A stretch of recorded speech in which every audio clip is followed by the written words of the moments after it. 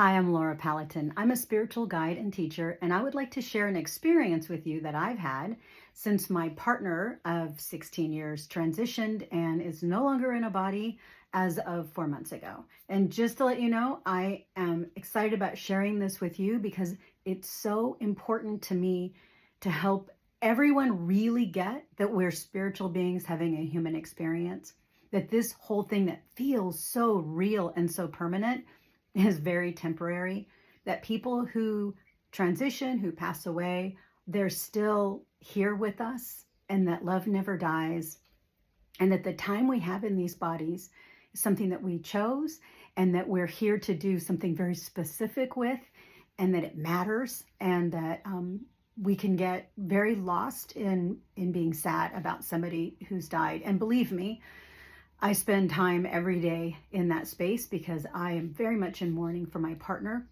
But I also think it's important at this time to share these experiences with you as they're happening so that you understand what it can mean to continue to have communication across the veil. So just a little tiny bit of background. I have been one of those people my whole life. I'm an intuitive, empathic person. I was one of those kids that asked mom, why is that lady surrounded by purple? Because I could see auras and so many other things. So this has been something that's gone on through my life. And it wasn't until my partner passed away February 1st, today's June 5th, that it has just grown exponentially. So while I was working in that field, and this is something that's always mattered to me, these daily connections with someone who was my most important person, that's been fairly recent. So I'd like to tell you a story of when I was getting ready to go to counseling. This was just a couple weeks after he died. And one of the last things he did before he died was to rinse out his coffee cup.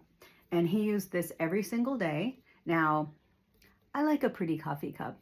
I put stickers on them. I like flowers and rainbows. It's just my vibe. So I was getting ready to go to counseling, and my message that came through from Jim was, hey, why don't you grab my coffee mug and take it with you? Then I'll be with you. And so I resisted this because I had a really pretty orange one with stickers on it I was planning to take. As I went to fill it with coffee, I got the message again. Why don't you take my coffee cup? Then I'll be with you. So I grabbed his coffee cup and I started to fill it. And as I was leaving, one more time, I hear, don't forget my coffee cup because then I'll be with you. So I went to counseling and I was sipping from it all through the session. And at the very end, my counselor looked at the cup and was like, so what's with the coffee cup? And because she was accustomed to my pretty ones, right? And I said, oh, Jim really wanted me to take this one. She knows that I talk to him. It's normal for her. She's a spiritual person too. And he just said it was really important because then he'll be with me. And she looked at it and she said, do you speak Spanish? I do not speak Spanish. I mean, I speak Dora the Explorer Spanish, right? Anyway, she looked at it and she said, well, do you know what contigo means? And I said, no. And she said, it means with you. So here he is giving me signs that can be verified by somebody outside of myself to help me understand that it's real and not my imagination.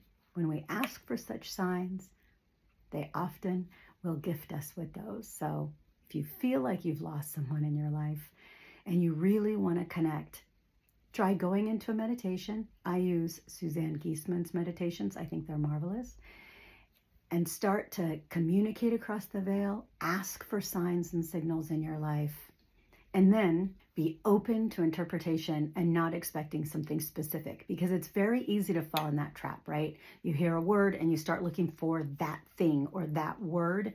So you kind of got to be open because they're very creative over there, and they very much want to communicate with us and let us know they're still with us too. So I hope that helps. See you next time.